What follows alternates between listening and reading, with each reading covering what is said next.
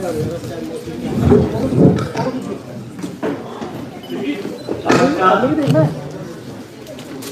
आज की इस प्रेस वार्ता में आप सभी का स्वागत करते हैं। इसमें हमारे साथ एआईसीसी से पवन खेड़ा जी जो हमारे मीडिया एंड पब्लिसिटी के चेयरमैन हैं, मुकेश अग्निहोत्री जी हमारे विपक्ष के नेता थे। अरे आगे वाला कैमरा नीचे करो यार। मोहताज नहीं है कि हम इनको इंट्रोड्यूस कराया जाए। आप लोग सभी डॉक्टर सुखविंदर सिंह सुक्खू जी हमारे चेयरमैन कैंपेन कमेटी, हमारे साथ अलका लांबा जी जो काफी दिनों से काम कर रहे हैं हमारे बीच एआईसीसी के पर्सन है, अनीस अहमद जी और सीनियर लीडर है कांग्रेस पार्टी के, पहले भी हिमाचल प्रदेश में सहभागी रह चुके हैं और अभी वार रूम के अध्यक्ष इंचार्ज के रूप में हमारे बीच अपनी सेवा देंगे।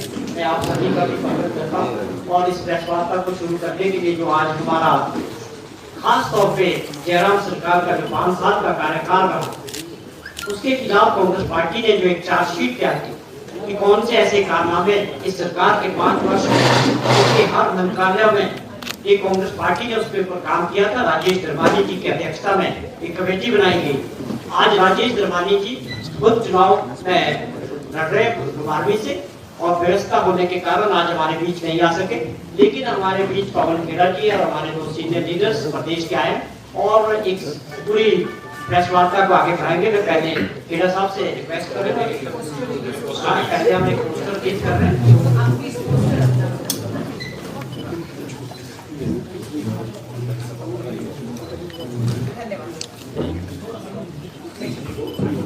भाई डाउन कर कैमरा कहाँ उठा रहे बच्चा आगे बैठ जाते हैं।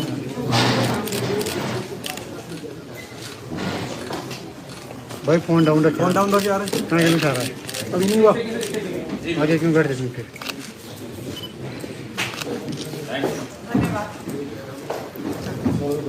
यार कौन बंदे हैं। धन्यवाद नरेश जी। मेरे साथी मुकेश अग्निहोत्री जी, सुखविंदर सिंह सुक्खू जी, अलका जी, अनीस अहमद जी, नरेश जी तो हमारे डिपार्टमेंट के शान है। यहाँ भाजपा के 3 भाई बेरोजगारी, भ्रष्टाचार और महंगाई आज का जो आरोप पत्र है, आप लोग पिछले 5 साल से लगातार कई चीजें रिपोर्ट करते आए हैं बिना किसी डर के। यहाँ के पत्रकार लिखते आए, छापते आए, टीवी पर बताते आए हैं और हिमाचल की जनता भी देखती आई कि क्या हो रहा है, कैसे पेपर लीक होते हैं, कैसे गैस सिलेंडर के दाम बढ़ते चले जाते हैं, ब्रेड जो कि हर घर के लिए आवश्यक वस्तु है कैसे 25 रुपए की ब्रेड 45 रुपए हो जाती है, पेट्रोल डीजल हर चीज, बेरोजगारी और जो वादे थे बेरोजगारी, तो जो आरोप पत्र हम लोग आज रिलीज कर रहे हैं कोई नई चीज इसमें नहीं है। आप लोगों से तो आप तो सब हर आरोप से वाकिफ और सबसे शुरुआत जो आरोपों की होती है, आप इनका घोषणा पत्र पिछले चुनाव का उठा के देखिए। 10 प्रमुख बिंदु थे, एक बिंदु बता दीजिए जो इन्होंने पूरा किया। अगर इनके जुमलों पर और इनके घोटालों पर जीएसटी लगा दें तो हिमाचल पर जो 72,000 करोड़ का लोन हो गया ना वो उतर जाए। सिर्फ उस पर जीएसटी लगा दें, जो ये झूठ बोलते हैं, जो ये जुमले देते हैं और जो घोटाले होते हैं। अब पेपर लीक, नौजवानों के भविष्य के साथ जो खिलवाड़ हुआ है, वो पुलिस का इम्तिहान हो तो और कोई इम्तिहान हो। पेपर लीक में भाजपा के जितने भी राज्य हैं इस देश में आपस में प्रतियोगिता होती है। गुजरात में 22 पेपर लीक हुए पिछले 8 साल। मैं अभी मुकेश भाई से नीचे बात कर रहा था तो उन्होंने कहा यहां भी वही स्थिति। तो जो सरकार देश की युवा पीढ़ी के भविष्य के साथ खिलवाड़ करने में बिल्कुल न शर्माए और फिर उसके बाद भी वोट मांगने फिर आ जाए, आप बताइए ऐसी सरकार को कोई माफ करेगा क्या? ये जो आरोप पत्र है हमारा हिमाचल प्रदेश के नौजवानों से, महिलाओं से, उद्यमियों से, सेब बागान के किसानों से वादा है कि इन आरोपों पर कठोर से कठोर कार्रवाई की जाएगी, किसी को बख्शा नहीं जाएगा। बिना किसी लाग लपेट के किसी को माफ नहीं किया जाएगा, ये कांग्रेस पार्टी की तरफ से आश्वासन मान लीजिए, वादा मान लीजिए, वचन मान लीजिए।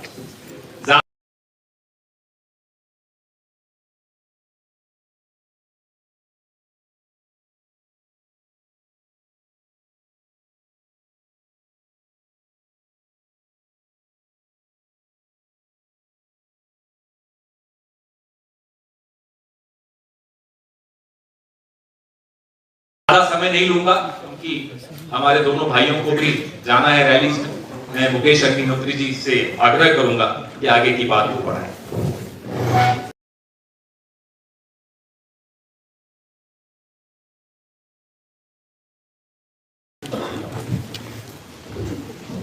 हिमाचल प्रदेश की जयराम सरकार, सबसे बड़ा जयराम सरकार तो ये है कि ये देवभूमि है और देवभूमि में पहली दफा ये हुआ है कि नौकरियां बेची गई।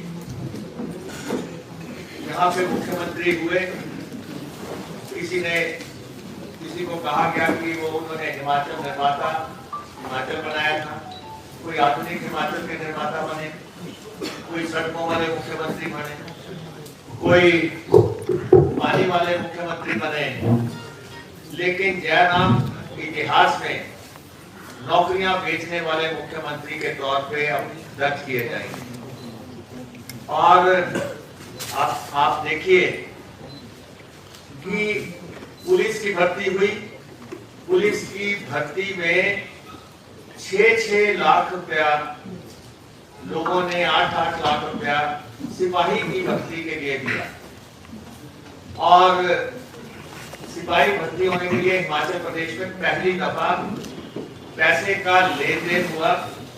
आज भी 250 लोग पेपर खरीदने वाले जेल की सलाखों के पीछे बंद हैं, जबकि पेपर बेचने वाले या तो सचिवालय में बैठे हैं या पुलिस मुख्यालय में बैठे हैं। उसके बाद पंप ऑपरेटरों के उसने जो है 4-4 लाख रुपए में बिके। FIR हुई, FIR से कोई काम नहीं हुआ, चहेतों को नौकरियां दी गई, मैरिट का गला घोंटा गया और प्रदेश के लगभग 14 लाख बेरोजगारों के साथ इन्होंने धोखा किया है। और अपने लोगों को सबऑर्डिनेट सिलेक्शन बोर्ड में भी अलग कमरों में पर्चे दिलवाए गए। पब्लिक सर्विस कमीशन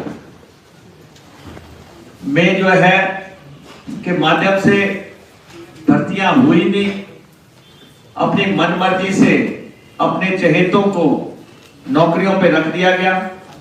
और हमने फैसला किया है जैसे ही कांग्रेस की सरकार बनती है हिमाचल प्रदेश में, भर्तियों के मामले में कमीशन ऑफ इंक्वायरी बिठाई जाएगी। और ये हिमाचल प्रदेश के साथ बहुत बड़ा फ्रेम हुआ है, धोखा हुआ है, हिमाचल के युवाओं के साथ धोखा हुआ है। गैर हिमाचलियों को नौकरियां दी गई, सारे जेईस जो है बाहर से भर दिए गए, 2 हलकों में नौकरियां दी गई और उन हलकों में जो है बिना कायदे कानून से अभी IPH के ड्राइवर लगाए गए। एक्सेल की भर्ती 2 हलकों से 42 ड्राइवर लगा दिए। ये सारा जो लूट का खेल था भर्तियों के मसले में, बहुत बड़ा आक्रोश है हिमाचल प्रदेश में। पुलिस की भर्ती 2020 में भी पर्चा लीक हुआ, पुलिस की भर्ती 2022 में भी पर्चा लीक हुआ, पटवारियों की भर्तियों में हेराफेरी हुई। और पिछले 6 महीने में तो जिस कदर लोगों को सरकारी सेक्टर में रखा जाता है, ऐसे तो लाले की दुकान में भी नहीं रखा गया।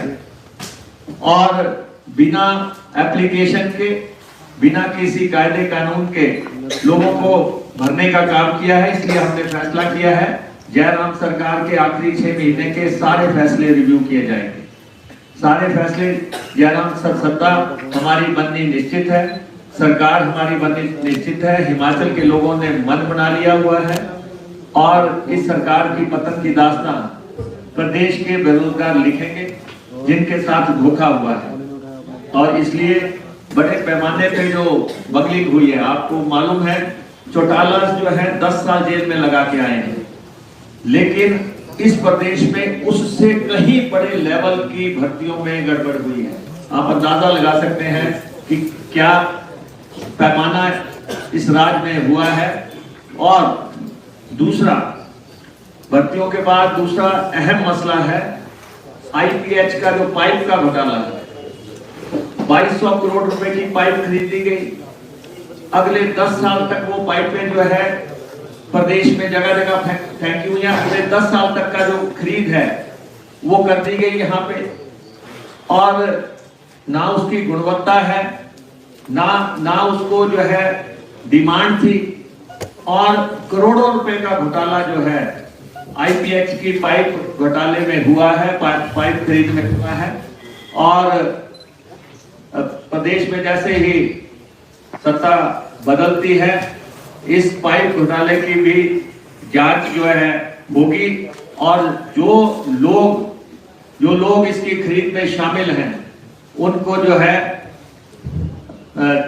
पूरे लॉजिकल एंड तक जांच ले जाके उनको जो है दंडित किया जाएगा, क्योंकि ये सरकार का पैसा है। सरकार के पैसे के साथ आज दिन तक हिमाचल प्रदेश में खिलवाड़ नहीं हुआ। थर्डली, हिमाचल प्रदेश में जो रैलियां की गई, हिमाचल प्रदेश में लगभग इवेंट मैनेजमेंट का कार्यक्रम चलता रहा। हिमाचल प्रदेश में बड़ी बड़ी रैलियां, पीछे 125 रैलियां की गई, 75 रैलियां तो अमृत महोत्सव के नाम पे की गई। और इन रैलियों में भीड़ लाने का जिम्मा भी अफसरों का था, कर्मचारियों का था। फूल लाने का जिम्मा भी, बैंड लाने का जिम्मा भी, टेंट लगाने का जिम्मा भी। 25-25, 30-30 लाख रुपया के टेंट लगा दिए गए। 2-2 हजार बसें रैलियों में HRTC की लगा दी, जो कि पूरी तरह HRTC जो है कर्ज के दलदल में है और कर्मचारी को देने के लिए वहां पैसा नहीं है। और वहां पे 3-3, 4-4 दिन रूट से बसें हटा के वहां पे ये काम चलता रहा। और इसलिए जिस तरीके से ये रैलियों पे खर्चा हुआ है, लगभग 500 करोड़ रुपया प्रधानमंत्री जी की रैलियां हुई, दूसरे नेताओं की रैलियां हुई, केंद्रीय मंत्रियों की रैलियां हुई और जयराम जी की रैलियां हुई। 500 करोड़ रुपया इन रैलियों पे खर्च कर दिया गया। और कुछ समझ आता है कि किसी ने कोई मंच लगाना है या कोई माइक लगाना है तो उसमें सरकार का सहयोग हो जाए, लेकिन जितने बड़े पैमाने पे अभी करोड़ों के बिल जो है डिप्टी कमिश्नर्स के पेंडिंग है हर तरफ से। और ये जो 500 करोड़ रुपए की रैलियां हिमाचल प्रदेश में की गई, जिसमें 18-18 करोड़ रुपए के भी टेंट लगे, जिसमें 25-25, 35-35 लाख रुपए के टेंट तो हर जगह लगाए गए। ये जो बिल है सरकार बढ़ने के बाद ये भारतीय जनता पार्टी को भेजा जाएगा। ये ऐसा दोहन जो है रिसोर्सेज को इस बुरे तरीके से इस्तेमाल किसी भी सरकार ने आज दिन तक नहीं किया। और फोर्थली, हिमाचल प्रदेश में ये डबल इंजन की सरकार कहते थे। डबल इंजन की सरकार ने हिमाचल प्रदेश को 72-74 हजार करोड़ रुपए के कर्जे में धकेल दिया। हर चौथे दिन कर्जे लेते रहे। 9 दफा प्रधानमंत्री को हिमाचल बुला के एक भी बार उनसे कोई मांग नहीं मनवा सके। और झूठ और झांसे की सरकार थी ये। लगातार झूठ बोला गया और लगातार लोन लिया जाता रहा। और अंततः हिमाचल प्रदेश के सारे मुख्यमंत्रियों ने जितना कर्ज लिया उतना अकेले जयराम जी ने लिया। तो ये तौर तरीका हिमाचल प्रदेश में चलता रहा। और खरीद हुई तो सिर्फ हेलीकॉप्टरों की खरीद हुई, जो कि हेलीकॉप्टरों का जो पटे का मामला है ये भी अंडर स्क्रूटनी रहेगा कि 4-4 हेलीकॉप्टर खरीद लिए, पटे पे ले लिए, और बुलेट प्रूफ गाड़ियां खरीद ली, आलीशान गाड़ियां खरीद ली। और प्रदेश में रिसोर्स जनरेशन के लिए कोई कदम नहीं उठाया गया, फजूल खर्ची के लिए कोई कदम नहीं उठाया गया। ऐसे बहुत मामले हैं जगह जगह जो कि, और सबसे बड़ा कि माफिया, जितने बड़े पैमाने पे माफिया की ये सरकार थी जिन्होंने प्रदेश के जितने भी संसाधन थे उनका दोहन करके जेबें भरी। प्रदेश सरकार को कहीं भी कोई रॉयल्टी नहीं आई, ना रेत से कोई रॉयल्टी आई, ना बजरी से कोई रॉयल्टी आई, ना शराब के ठेके पिछले 5 साल से नीलाम नहीं किए गए, जिससे 2000 करोड़ रुपए का सीधा नुकसान प्रदेश के एक्सचेकर को हुआ है। इसी ढंग से पेड़ों के कटान हुए, जो पैसा सरकार को मिलना चाहिए था वो नहीं मिला। हर तरफ जो है, जो प्रदेश इवन जो कवाड़ भी था प्रदेश में, वो भी जो है ये सरकार निकल गई। तो कुल मिला के इस ढंग से शासन चलाया गया जिससे कि प्रदेश में जो है संसाधनों की लूट हुई, पैसे की बर्बादी हुई। और जैसे ही कांग्रेस की सरकार आएगी, सबसे पहले तो जो सबसे बड़ा धोखा बेरोजगारों से हुआ, उसमें कमीशन ऑफ इंक्वायरी बिठा के जांच करवाने का फैसला है पार्टी का। और दूसरा मसला, जो दूसरे अन्य मसले हैं जो कि चार्जशीट में दायर किए गए हैं, उन सब में जांच बिठाई जाएगी। और प्रदेश के जो जयराम जी के आसपास की जो कोटरी है, जयराम जी के आसपास के जो लोग थे, जो मंत्री जो जयराम जी के नजदीक थे, जो चेयरमैन जयराम जी के नजदीक थे, जो वाइस चेयरमैन जयराम जी के नजदीक थे, जो एडवाइजर उनके नजदीक थे, इन सब ने एक लूट की एक बहुत बड़ी दास्तान हिमाचल प्रदेश में लिखी है। सबसे भ्रष्ट लोग वो कोटरी है जो कि जयराम जी के इर्द गिर्द 5 साल मंडराती रही। इसीलिए अंतिम मौके पे मंत्रियों की टिकटें बदल रहे हैं, उनके हल्के बदल रहे हैं, और यही लोग सब लोग शामिल थे। क्योंकि मुझे आगे कन्क्लेव में जाना है, मैं अपना माइक जो है अपने साथी सुखविंदर सुक्खू जी को देता हूँ। आपने मुझे सुना, आपका बहुत धन्यवाद। और पवन जी का मैं बहुत आभारी हूँ कि वो शिमला आए और उन्होंने आज चार्जशीट जारी की। बहुत बहुत धन्यवाद। सभी पत्रकार बंधुओं को नमस्कार। आज कांग्रेस पार्टी द्वारा एक चार्जशीट जारी की गई है।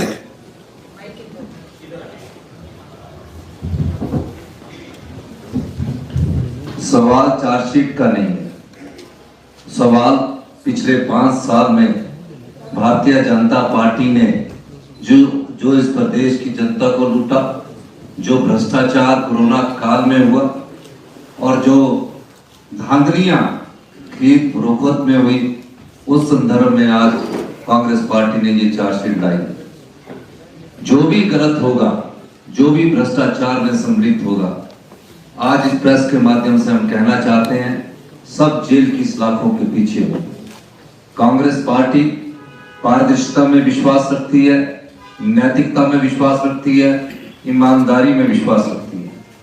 मैं बार बार कहता हूं कि कोरोना काल में भारतीय जनता पार्टी के प्रदेश अध्यक्ष राजीव बिंदल को जयराम जी ये बताए, जेपी नड्डा जी ये बताए कि उनका इस्तीफा क्यों लेना पड़ा। वो तो विधानसभा के स्पीकर थे। विधानसभा के स्पीकर के बाद उन्हें प्रदेश भारतीय जनता पार्टी का अध्यक्ष बनाया गया। इस्तीफा इसलिए लेना पड़ा कि जब समाज में एक ऐसी महामारी कोरोना के नाम से इस देश में फैली हुई थी, भारतीय जनता पार्टी के नेता, भारतीय जनता पार्टी के कार्यकर्ता उस समय भी पैसे बटोरने में लगे हुए थे। जब पाया गया कांग्रेस पार्टी विधानसभा में आक्रामक हुई तो उनको इस्तीफा मजबूरी में लेना पड़ा। मैं एक बात और आप लोगों के सामने स्पष्ट कर देना चाहता हूं कि सभी मंत्री से लेकर मुख्यमंत्री तक के कार्यालय में भ्रष्टाचार की बू नजर आ रही है। मुख्यमंत्री ये स्पष्ट करे कि किन फाइलों का आपने दबाया गया है। बिजली बोर्ड में एक क्षेत्र में अगर बिजली का मीटर लगाना हो तो 200 रुपया लगता है और दूसरे विधानसभा क्षेत्र में 500 रुपया लगता है। खरीद करोड़ों की हुई है, धांधली भी करोड़ों की होगी। मैं इसलिए आपसे कहना चाहता हूं कि सभी विभाग जो है, जितने भी विभाग उन्होंने कहा है, मेरे साथी मुकेश अग्निहोत्री जी ने कहा, सबकी इंक्वायरी तो होगी ही होगी।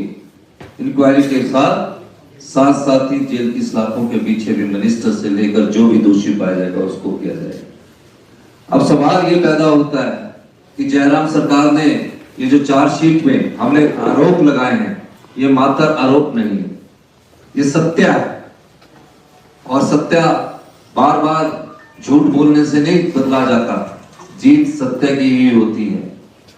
जयराम सरकार की हालत तो वो है कि खिसियानी बिल्ली खंबा नोचे, इधर उधर की बातें करनी है, इधर उधर के कामों में ध्यान नहीं देना है। प्रशासनिक क्षमता की बहुत बड़ी कमी पाएगी इन 5 सालों में। अच्छे शासन के लिए अच्छे प्रशासन का होना जरूरी होता है, गुड गवर्नमेंट के लिए गुड गवर्नेंस का होना जरूरी होता है। लेकिन जयराम सरकार में इन सब चीजों की कमी पाएगी, क्योंकि जयराम सरकार का रिमोट कंट्रोल दिल्ली की केंद्र सरकार के पास है। यही कारण है कि आज भारतीय जनता पार्टी को अपने 18 विधायकों को चेंज करना पड़ा, क्योंकि जयराम सरकार की नाकामियों को छुपाने के लिए रिमोट कंट्रोल से दिल्ली के हमारे जो जगत प्रकाश नड्डा जी है, उन्होंने 16 विधायकों को बदलना की जरूरत समझी। लेकिन मैं एक बात कहना चाहता हूं, जिस समाज में समाज का कोई भी वर्ग खुश ना हो, चाहे वो किसान है, चाहे वो मजदूर है, चाहे वो महिलाएं हैं, चाहे युवाओं को रोजगार देने की बात है, उस समाज में जब 12 नवंबर को हिमाचल प्रदेश के चुनाव होने जाएंगे, तो जिस समाज में अराजकता का माहौल होता है, वो उस अराजकता के माहौल में जो जन सैलाब इस समय कांग्रेस के पक्ष में उभरा है, उसको मैं दावे के साथ कह सकता हूं कि कांग्रेस पार्टी 12 नवंबर के मतदान के बाद हिमाचल प्रदेश में एक रिस्पॉन्सिव गवर्नमेंट बनाएगी, ट्रांसपेरेंट गवर्नमेंट बनाएगी, इसमें कोई दो राय नहीं है।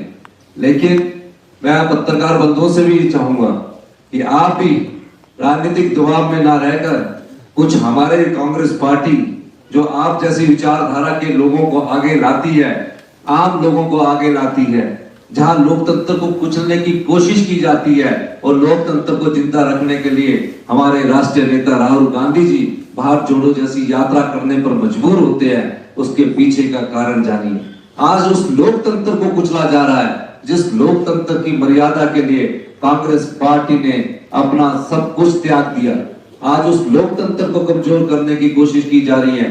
900 साल की गुलामी के बाद 1947 में जब संविधान द्वारा इस लोकतंत्र की स्थापना की गई थी, तो सबसे बड़ा अधिकार अब मतदाताओं को वोट डालने का दिया था, चुनाव लड़ने का दिया था, जिसके कारण आज एक आम व्यक्ति जो चाय बेचने वाला है, वो कह रहा है कि मैं देश का प्रधानमंत्री बना हूं।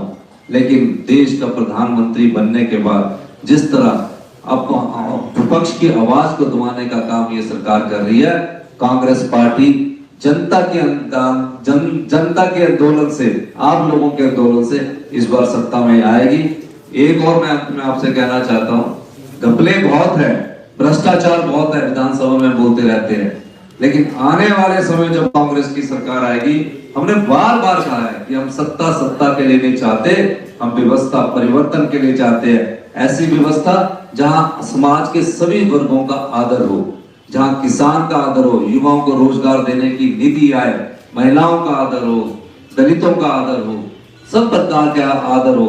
इसी संदर्भ में हमने 10 गारंटी योजना लाई है, जहां महिलाओं को 18 वर्ष की जब आयु पार कर जाएगी, एक परिवार में अगर 3 महिलाएं भी होगी, तो हम उनको 1500 रुपया मासिक पेंशन देंगे और आजीवन देंगे। जब तक उसके शरीर में सांस है तब तक हम उसको पेंशन देंगे।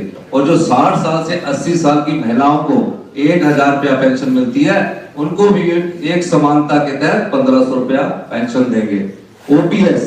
ओपीएस का मतलब ये नहीं है कि हम उनको खुश करना चाहते हैं चुनाव में। हम जानते हैं कि इस प्रदेश के विकास में सरकारी कर्मचारी और सरकारी अधिकारियों ने बहुत बड़ा योगदान दिया है। आज प्रदेश की विकास की इबारत अगर किसी ने लिखी है, उसमें सरकारी कर्मचारी और अधिकारियों का बहुत बड़ा योगदान है। आज हम शिक्षा के क्षेत्र में अगर नंबर 2 स्थान पर पहुंचे हैं, तो इन्हीं कर्मचारियों की बदौलत पहुंचे हैं। उन्हें कैसे सामाजिक सुरक्षा प्रदान की जाए, क्योंकि बुढ़ापे काल में ही सामाजिक सुरक्षा की जरूरत होती है। कांग्रेस पार्टी के जो अर्थशास्त्री है, नीति निर्धारक है, उन्होंने फैसला किया, जिसके कारण राजस्थान और छत्तीसगढ़ में ओपीएस लागू हो गई है। हमारी राष्ट्रीय नेता श्रीमती प्रियंका गांधी वाडेरा जी ने कहा कि हम ओपीएस पहले ही कैबिनेट में लागू करेंगे। युवाओं को रोजगार के अवसर मिलेंगे।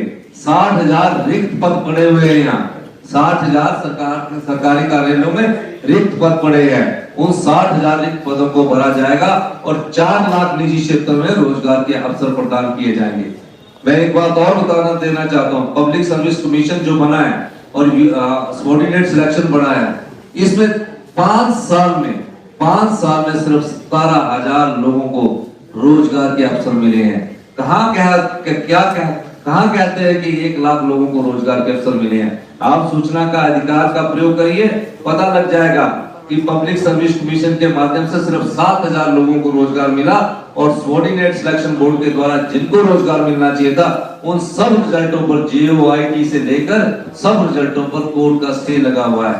तो जिस मुख्यमंत्री की प्रशासनिक क्षमता ना हो, जिस मुख्यमंत्री में फैसले लेने की ताकत ना हो, जिस मुख्यमंत्री की सरकार दिल्ली में बैठे हुए केंद्र के नेता चलाते हो, ऐसे मुख्यमंत्री को इस सत्ता में रहने का कोई अधिकार नहीं है जो जनसेवा के भाव से बिल्कुल भी जनसेवा का भाव की कमी बहुत ज्यादा उस सरकार में है। क्योंकि मुझे भी एक उस कतले में जाना है। मैं एक बार फिर पवन खेड़ा जी का, अनिता रामबा जी का, नरेश चौहान जी का, अनीश अहमद जी का सबका बहुत बहुत धन्यवाद करता हूँ। और बाद में आपके साथ जब कभी मौका मिलेगा तो एक बार फिर प्रेस वार्ता के माध्यम से वार्तालाप करेंगे। बहुत बहुत धन्यवाद। जय हिंद, जय भारत।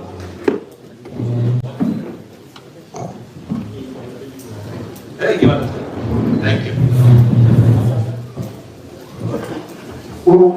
आपके सवाल शुरू हो उससे पहले एक जरूरी